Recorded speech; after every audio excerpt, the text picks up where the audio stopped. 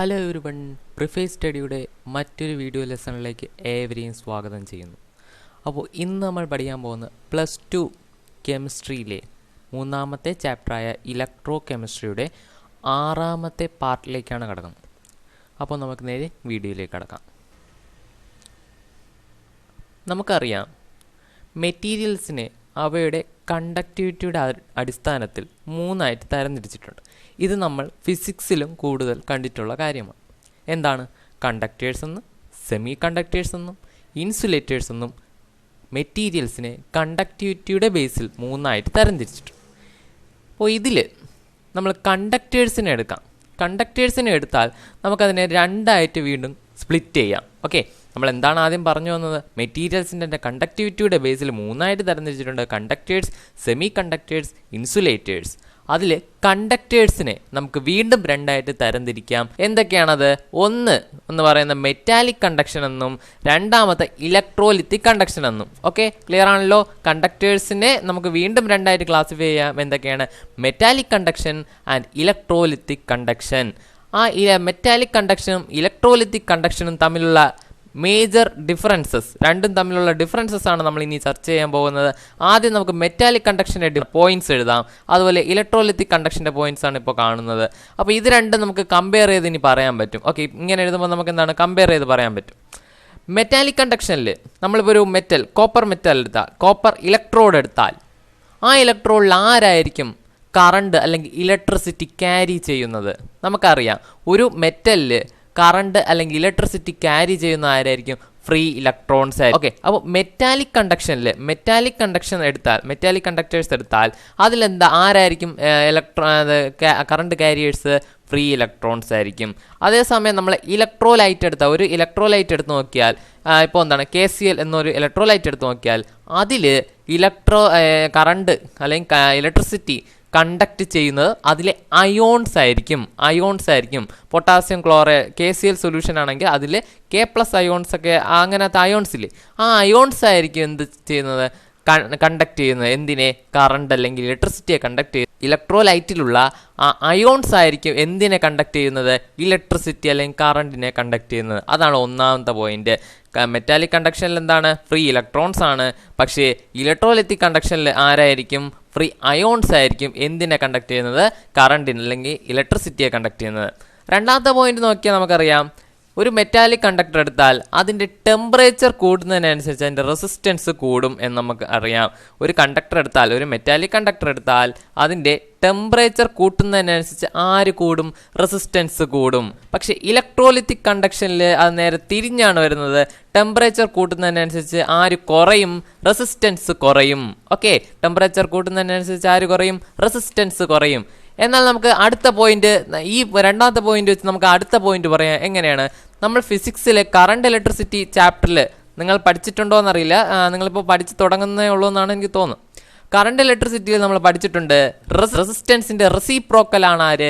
Conductance. റെസിസ്റ്റൻസിന് എന്ത് സംഭവിക്കുന്നു? അതിന്റെ ഓപ്പോസിറ്റ് ആയിരിക്കും കണ്ടക്ടൻസിന് സംഭവിക്കുന്നത്. അപ്പോൾ നമുക്ക് മൂന്നാമത്തെ പോയിന്റ് എഴുതാം. ടെമ്പറേച്ചർ കൂട്ടുന്നതിനനുസരിച്ച് റെസിസ്റ്റൻസ് കൂടുമെങ്കിൽ മെറ്റാലിക് കണ്ടക്ഷനിൽ എന്ത് സംഭവിക്കും? ടെമ്പറേച്ചർ കൂട്ടുന്നതിനനുസരിച്ച് കണ്ടക്ടൻസ് കുറയും. റെസിസ്റ്റൻസ് ഉണ്ടാവുന്നതിന്റെ ഓപ്പോസിറ്റ് ആണ് കണ്ടക്ടൻസിന് ഉണ്ടാവുന്നത്. അപ്പോൾ ടെമ്പറേച്ചർ കൂട്ടുന്നതിനനുസരിച്ച് ആര് കുറയും? കണ്ടക്ടൻസ് കുറയും. ടെമ്പറേച്ചർ കൂട്ടുന്നതിനനുസരിച്ച് ആര് കുറയും? കണ്ടക്ടൻസ് കുറയും. തിരിച്ചിപ്പോൾ ഇപ്പുറത്ത് വന്നാൽ, ഇലക്ട്രോലിറ്റിക് കണ്ടക്ഷനിൽ വന്നാൽ, ടെമ്പറേച്ചർ കൂട്ടുന്നതിനനുസരിച്ച് നേരത്തെ റെസിസ്റ്റൻസ് കുറയും എന്ന് പറഞ്ഞു. ടെമ്പറേച്ചർ കൂട്ടുന്നതിനനുസരിച്ച് ആര് കുറയും? റെസിസ്റ്റൻസ് കുറയും. അങ്ങനെയെങ്കിൽ കണ്ടക്ടൻസിന്റെ ബേസിൽ പറഞ്ഞാൽ എങ്ങനെ പറയാം? ടെമ്പറേച്ചർ കൂട്ടുന്നതിനനുസരിച്ച് കണ്ടക്ടൻസ് കൂടും. കാരണം റെസിസ്റ്റൻസിന്റെ എന്താണോ സംഭവിക്കുന്നത് അതിന്റെ ഓപ്പോസിറ്റ് പറഞ്ഞാൽ മതി, കണ്ടക്ടൻസിന്റെ കാര്യമാവും. ടെമ്പറേച്ചർ കൂട്ടുന്നതിനനുസരിച്ച് ആര് കൂടും? കണ്ടക്ടൻസ് കൂടും. എവിടെ? ഇലക്ട്രോലിറ്റിക് കണ്ടക്ഷനിൽ. അപ്പോൾ ഈ കാര്യങ്ങളൊന്ന് ഓർത്ത് വെച്ചിരിക്കുക. എങ്കിൽ നമുക്ക് അടുത്ത പോയിന്റിലേക്ക് പോവാം. മെറ്റാലിക് കണ്ടക്ഷൻ എടുത്താൽ അതിൽ കെമിക്കൽ ഡീകമ്പോസിഷൻ ഒന്നും കാണത്തില്ല. ഒരു മെറ്റലിൽ കൂടെ കറണ്ട് പാസ് ചെയ്തെന്നും പറഞ്ഞ് ആ മെറ്റലിൽ എന്തെങ്കിലും കെമിക്കൽ ഡീകമ്പോസിഷൻ നടക്കുന്നുണ്ടോ? ഒരു കെമിക്കൽ റിയാക്ഷൻ നടക്കുന്നില്ലല്ലോ. അപ്പോൾ ഒരു കണ്ടക്ടർ കൂടി ഇലക്ട്രിസിറ്റി പാസ് ചെയ്യുമ്പോൾ, ഒരു മെറ്റാലിക് കണ്ടക്ഷൻ ആണെങ്കിൽ അവിടെ എന്താണ്? കെമിക്കൽ ഡീകമ്പോസിഷൻ നടക്കുന്നില്ല. പക്ഷേ ഇലക്ട്രോലിറ്റിക് കണ്ടക്ഷനിൽ കെമിക്കൽ ഡീകമ്പോസിഷൻ നടക്കും. ഓക്കെ, അപ്പോൾ ഇലക്ട്രോലിറ്റിക് കണ്ടക്ഷനിൽ കെമിക്കൽ ഡീകമ്പോസിഷൻ ഉണ്ട്. അതേസമയം മെറ്റാലിക് കണ്ടക്ഷൻ നോക്കിയാൽ അതിൽ കെമിക്കൽ ഡീകമ്പോസിഷൻ ഇല്ല. അങ്ങനെ 4 പോയിന്റ്സ് ആണ് നമ്മൾ പഠിച്ചത്. എന്തൊക്കെയാണ് കമ്പയർ ചെയ്ത് പഠിച്ചത്? മെറ്റാലിക് കണ്ടക്ഷനിൽ കറണ്ട് ക്യാരി ചെയ്യുന്നത് ഫ്രീ ഇലക്ട്രോൺസ് ആണ്. ഇലക്ട്രോലൈറ്റിക് കണ്ടക്ഷനിൽ കറണ്ട് ക്യാരി ചെയ്യുന്നത് ഫ്രീ അയോൺസ് ആണ്. ടെമ്പറേച്ചർ കൂടുന്നതിനനുസരിച്ച് മെറ്റാലിക് കണ്ടക്ഷനിലാണെങ്കിൽ റെസിസ്റ്റൻസും കൂടും. അതേസമയം ഇലക്ട്രോലൈറ്റിക് കണ്ടക്ഷനിൽ ടെമ്പറേച്ചർ കൂട്ടുന്നതിനനുസരിച്ച് റെസിസ്റ്റൻസ് കുറയും. അപ്പോൾ നമുക്ക് കണ്ടക്റ്റൻസിൻ്റെ ബേസിൽ എങ്ങനെ പറയാം? ടെമ്പറേച്ചർ കൂട്ടുന്നതിനനുസരിച്ച് കണ്ടക്റ്റൻസ് കുറയും. എവിടെ? മെറ്റാലിക് കണ്ടക്ഷനിൽ. ടെമ്പറേച്ചർ കൂട്ടുന്നതിനനുസരിച്ച് ആര് കുറയും? കണ്ടക്റ്റൻസ് കുറയും. അതേസമയം ഇലക്ട്രോലിറ്റിക് കണ്ടക്ഷൻ നോക്കിയാൽ നമുക്ക് എന്ത് പറയാം? ഇലക്ട്രോലിറ്റിക് കണ്ടക്ഷനിൽ ടെമ്പറേച്ചർ കൂട്ടുന്നതിനനുസരിച്ച് കണ്ടക്റ്റൻസ് കൂടും. കാരണം ടെമ്പറേച്ചർ കൂട്ടുന്നതിനനുസരിച്ച് ആര് കുറയുകയാണ് ചെയ്യുന്നത്? ടെമ്പറേച്ചർ കൂട്ടുന്നതിനനുസരിച്ച് റെസിസ്റ്റൻസ് കുറയുകയാണ്. അപ്പോൾ അതിൻ്റെ ഇൻവേഴ്സ് പറഞ്ഞാൽ മതി. ടെമ്പറേച്ചർ കൂട്ടുന്നതിനനുസരിച്ച് കണ്ടക്റ്റൻസ് കൂടും. ഓക്കെ. അപ്പോൾ നാലാമത്തെ പോയിന്റ് എന്താണ്? No chemical decomposition takes place എന്നാണ്. ഒരു കെമിക്കൽ ഡീകമ്പോസിഷൻ അവിടെ നടക്കുന്നില്ല. കെമിക്കൽ ഡീകമ്പോസിഷൻ അവിടെ നടക്കുന്നില്ല. എവിടെ? മെറ്റാലിക് കണ്ടക്ഷനിൽ. അതേസമയം ഇലക്ട്രോലൈറ്റിക് കണ്ടക്ഷൻ എടുത്ത് നോക്കിയാൽ അവിടെ കെമിക്കൽ ഡീകമ്പോസിഷൻ നടക്കുന്നു. ഓക്കെ. ഇലക്ട്രോലൈറ്റിക് കണ്ടക്ഷൻ എടുത്താൽ എന്താ മനസ്സിലാവും? Chemical decomposition takes place. അപ്പോൾ ഈ 4 പോയിന്റ്സ് ആണ് എന്ത്? മെറ്റാലിക് കണ്ടക്ഷനും ഇലക്ട്രോലൈറ്റിക് കണ്ടക്ഷനും തമ്മിലുള്ള പൊതുവായൊരു വ്യത്യാസം എന്ന് പറയുന്നത്. ഓക്കെ. അപ്പോൾ ഈ കാര്യം നിങ്ങൾക്ക് ക്ലിയർ ആയെന്ന് വിശ്വസിക്കുന്നു. അപ്പോൾ നമുക്ക് നേരെ അടുത്ത ടോപ്പിക്കിലേക്ക് പോവാം. അടുത്ത ടോപ്പിക്കിൽ നമ്മൾ കുറച്ച് ടേംസ് ആണ്. ഇതിപ്പോൾ നിങ്ങളിപ്പോൾ കറണ്ട് ഇലക്ട്രിസിറ്റി പഠിച്ചുകൊണ്ടിരിക്കുകയാണെങ്കിൽ നിങ്ങൾ ഈ ടേംസൊക്കെ അതിൽ ഇഷ്ടംപോലെ കേട്ടിട്ടുള്ളതാണ്. ഓക്കെ. അപ്പോൾ നമ്മൾ കെമിസ്ട്രിയിലും ആ ടേംസ് ഒന്നും കൂടെ പഠിക്കുകയാണ്. ആദ്യം നമ്മൾ പഠിക്കേണ്ട ഇതെന്ന് പറഞ്ഞാൽ റെസിസ്റ്റൻസ് ആണ്. റെസിസ്റ്റൻസ് എന്ന് പറഞ്ഞാൽ ഒരു കണ്ടക്ടർ കൂടി നമ്മൾ കറണ്ട് അല്ലെങ്കിൽ ഇലക്ട്രിസിറ്റി ഫ്ലോ ചെയ്യുമ്പോൾ ആ കണ്ടക്ടർ ഈ വരുന്ന ഇലക്ട്രിസിറ്റി ഫ്ലോ ഓഫ് ഇലക്ട്രിസിറ്റിക്ക് എതിരായിട്ട് ഒരു ഒബ്സ്ട്രക്ഷൻ കൊടുക്കും. ഒപ്പോസിങ് പവർ അല്ലെങ്കിൽ ഒപ്പോസിങ് ഫാക്ടറിനെ പറയുന്ന പേരാണിത് റെസിസ്റ്റൻസ് എന്ന് പറയുന്നത്. ഓക്കെ. ഒരു കണ്ടക്ടറിൽ കൂടി ഇലക്ട്രിസിറ്റി ഫ്ലോ ചെയ്യുമ്പോൾ ആ കണ്ടക്ടർ ഈ ഇലക്ട്രിസിറ്റിയുടെ ഫ്ലോയ്ക്ക് എതിരായിട്ട് ഒരു ഒപ്പോസിഷൻ ഫാക്ടർ കൊടുക്കും. ആ ഒപ്പോസിഷൻ ആയിട്ടുള്ള ഫാക്ടറിനെ അതായത് എതിരായിട്ടൊരു പവർ കൊടുക്കും.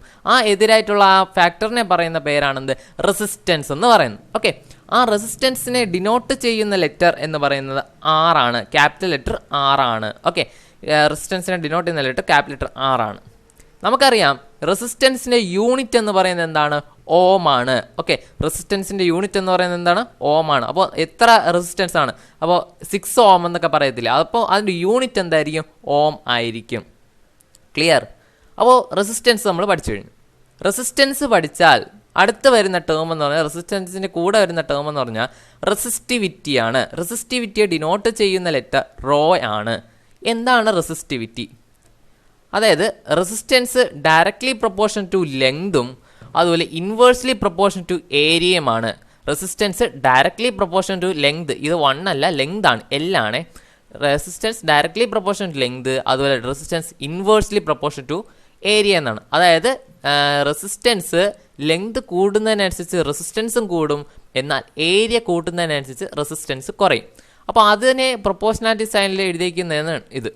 അപ്പോൾ പ്രൊപ്പോർഷണാലിറ്റി സൈൻ മാറ്റാൻ വേണ്ടി നമ്മളൊരു കോൺസ്റ്റൻ്റ് ഇട്ട് മൾട്ടിപ്ലൈ ചെയ്യുന്നു. ആ കോൺസ്റ്റൻ്റ് ആണ് എന്ത്? റോ എന്ന് പറയുന്നത്. എന്താണ് റോ? റെസിസ്റ്റിവിറ്റി. ഓക്കെ. അതാണ് ആ കോൺസ്റ്റൻറ്റിനെയാണ് റെസിസ്റ്റിവിറ്റി എന്ന് പറയുന്നത്. ഓക്കെ. അപ്പോൾ നമുക്ക് വേണമെങ്കിൽ റെസിസ്റ്റിവിറ്റിക്ക് ഒരു ഡെഫിനിഷൻ പറയാം. ഡെഫിനിഷൻ എന്താണ്?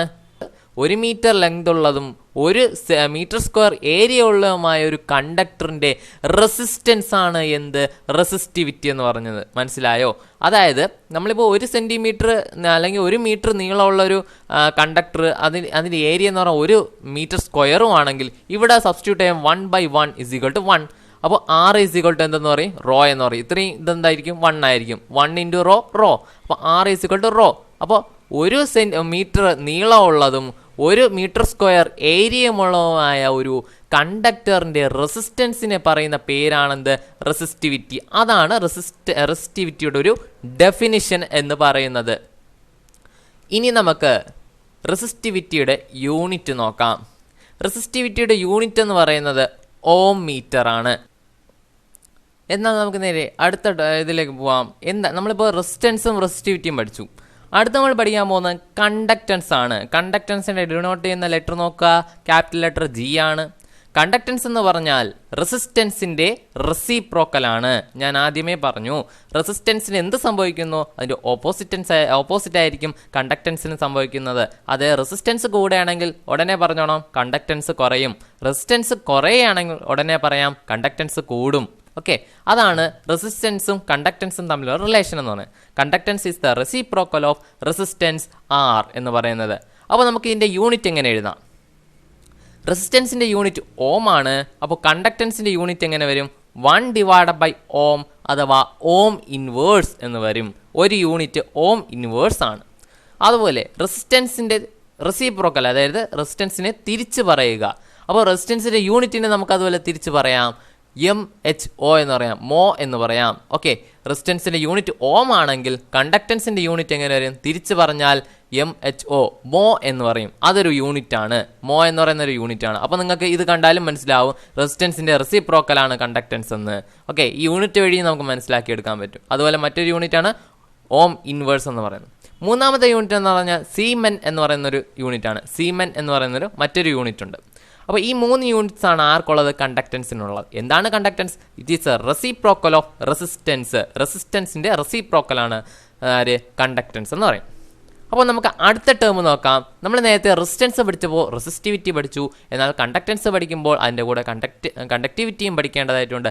എന്താണ് കണ്ടക്ടിവിറ്റി? കണ്ടക്ടിവിറ്റിയെ ഡിനോട്ട് ചെയ്യുന്ന letter small letter k, kappa എന്ന് പറയുന്ന ലെറ്ററാണ്. കപ്പയല്ല, കാപ്പ എന്ന് പറയുന്ന ഒരു ലെറ്ററാണ് ഇവിടെ കണ്ടക്ടിവിറ്റിയെ ഡിനോട്ട് ചെയ്യാൻ വേണ്ടി നമ്മൾ യൂസ് ചെയ്യുന്ന ലെറ്റർ.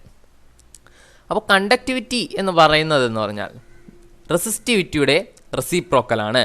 കണ്ടക്ടൻസ് എന്ന് പറഞ്ഞാൽ റെസിസ്റ്റൻസിൻ്റെ റെസിപ്രോക്കലാണ്. എന്നാൽ കണ്ടക്ടിവിറ്റി എന്ന് പറയുന്നത് റെസിസ്റ്റിവിറ്റിയുടെ റെസിപ്രോക്കലാണ്. ഓക്കെ, ശ്രദ്ധിക്കുക, കണ്ടക്ടിവിറ്റി എന്ന് പറഞ്ഞാൽ റെസിസ്റ്റിവിറ്റിയുടെ റെസിപ്രോക്കലാണ് കണ്ടക്ടിവിറ്റി എന്ന് പറയും. കണ്ടക്ടൻസ്, റെസിസ്റ്റൻസ്, കണ്ടക്ടിവിറ്റി, റെസിസ്റ്റിവിറ്റി, ഇത് തമ്മിലാണ് റിലേഷൻ. എന്താണ് റിലേഷൻ? രണ്ടും റെസിപ്രോക്കലാണെന്ന് ഓർക്കുക. കണ്ടക്ടൻസും റെസിസ്റ്റൻസും റെസിപ്രോക്കലാണ്, റെസിസ്റ്റിവിറ്റി റെസിപ്രോക്കലാണ് കണ്ടക്ടിവിറ്റി. അപ്പോൾ ആ റിലേഷനാണ് നിങ്ങൾ ഓർത്ത് വെക്കേണ്ടത്.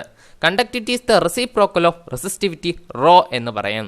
അപ്പോൾ നമുക്കത് ഇങ്ങനെ എഴുതാം. കണ്ടക്ടിവിറ്റി കെ അല്ലെങ്കിൽ കാപ്പ ഇസ് ഈക്വൽ ടു 1/റോ. റോ ആരാണ്? റെസിസ്റ്റിവിറ്റി. ക്ലിയർ? അപ്പോൾ റോ എന്ന് പറയുന്നത് എന്താണ്? റെസിസ്റ്റിവിറ്റിയാണ്. അപ്പോൾ നമുക്ക് ഇങ്ങനെ എഴുതാം, resistivity rho is equal to RA/L ആണ്. റോയുടെ ഇക്വേഷൻ എഴുതി നോക്കിയേ, raw is equal to RA/L ആണ്. Raw is equal to RA/L ആണ്. അപ്പോൾ കണ്ടക്ടിവിറ്റിയുടെ ഇക്വേഷൻ എഴുതണമെങ്കിൽ 1/റോ ആണ്. അപ്പോൾ 1/RA/L എന്നാവും. അപ്പോൾ 1/RA/L എന്നായിരുന്നു. അതിൽ ഡിനോമിനേറ്ററിലുള്ള L എവിടെ പോയി? ന്യൂമറേറ്ററിൽ പോയി. അപ്പോൾ L/RA എന്ന് വരും. അതാണ് ആരുടെ കണ്ടുപിടിക്കാനുള്ള ഇക്വേഷൻ? കണ്ടക്ടിവിറ്റിയെ കണ്ടുപിടിക്കാനുള്ള equation. Conductivity kappa is equal to 1 × L/RA അല്ലെങ്കിൽ L/RA എന്ന് ചുരുക്കി പറയാം. L/RA ആണ് കണ്ടക്ടിവിറ്റി കാപ്പ കണ്ടുപിടിക്കാനുള്ള ഇക്വേഷൻ. ഇനി കണ്ടക്ടിവിറ്റി കാപ്പ അതിനൊരു യൂണിറ്റ് പറയാം. 1/R എന്ന് പറയുന്നത് എന്താണ്? അതിൻ്റെ യൂണിറ്റ് പറഞ്ഞാൽ നമുക്കറിയാം 1/ഓം ആണ്. ആറിൻ്റെ യൂണിറ്റ് ഓം ആണ്. ഇപ്പോൾ 1/ഓം ആണ്. 1/ഓം എന്ന് പറഞ്ഞാൽ ഓം ഇൻവേഴ്സ് ആണ്. L/A എന്ന് പറഞ്ഞാൽ എന്താണ്? മീറ്റർ സ്ക്വയർ ആണ്. അപ്പോൾ 1/മീറ്റർ എന്നാവും. അപ്പോൾ അതും മീറ്റർ ഇൻവേഴ്സ് എന്ന് പറയാം. അപ്പോൾ ohm inverse, metre inverse, ohm inverse, metre inverse, അതാണ് കണ്ടക്ടിവിറ്റിയുടെ യൂണിറ്റ് എന്ന് പറയുന്നത്. ഓം ഇൻവേഴ്സ്, മീറ്റർ ഇൻവേഴ്സ് ആണ് കണ്ടക്ടിവിറ്റിയുടെ യൂണിറ്റ്. അപ്പോൾ നമ്മൾ എന്തൊക്കെ പഠിച്ചു? റെസിസ്റ്റൻസ് ഡിനോട്ട് ചെയ്യുന്ന ലെറ്റർ ആർ ആണ്. അതിൻ്റെ യൂണിറ്റ് ഓം ആണ്. അതുപോലെ റെസിസ്റ്റിവിറ്റി എന്ന് പറയുന്നത് റോ ആണ്. അത് എന്താണ്? ഈ കണ്ടക്ടർ ഒരു മീറ്റർ നീളവും 1 മീറ്റർ സ്ക്വയർ ഏരിയയുമുള്ള ഒരു കണ്ടക്ടർ എടുത്താൽ അതിൽ ഓഫർ ചെയ്യുന്ന റെസിസ്റ്റൻസിനെ പറയുന്ന പേരാണെന്ത്? റെസിസ്റ്റിവിറ്റി റോ എന്ന് പറയുന്നത്. അതിൻ്റെ യൂണിറ്റ് എന്ന് പറയുന്നത് ഓം മീറ്റർ ആണ്. തേർഡ് നമ്മൾ പഠിച്ചത് കണ്ടക്ടൻസ് ആണ്. എന്താണ് കണ്ടക്ടൻസ്? റെസിസ്റ്റൻസിൻ്റെ റെസിപ്രോക്കലാണ് കണ്ടക്ടൻസ് എന്ന് പറയുന്നത്. അതിൻ്റെ യൂണിറ്റ് എന്ന് പറയുന്നത് എന്താണ്? മോ, ഓം ഇൻവേഴ്സ്, സീമൻ തുടങ്ങിയവയൊക്കെയാണ്. നാലാമത് പഠിച്ചത് കണ്ടക്ടിവിറ്റി കെ, കാപ്പ എന്ന് പറയുന്ന ലെറ്ററാണ്. കാപ്പ എന്ന് പറയുന്ന ലെറ്ററാണ് കണ്ടക്ടിവിറ്റിയെ ഡിനോട്ട് ചെയ്യുന്നത്. കാപ്പ ഇസ് ഈക്വൽ ടു 1/റോ ആണ്. അതായത് കണ്ടക്ടിവിറ്റി എന്ന് പറയുന്നത് റെസിസ്റ്റിവിറ്റിയുടെ റെസിപ്രോക്കലാണ്. അപ്പോൾ നമുക്ക് എങ്ങനെ എഴുതാം? കെ ഇസ് ഈക്വൽ ടു 1/റോ, 1/റെസിസ്റ്റിവിറ്റി. Okay, K is equal to L/RA എന്ന് എഴുതാം.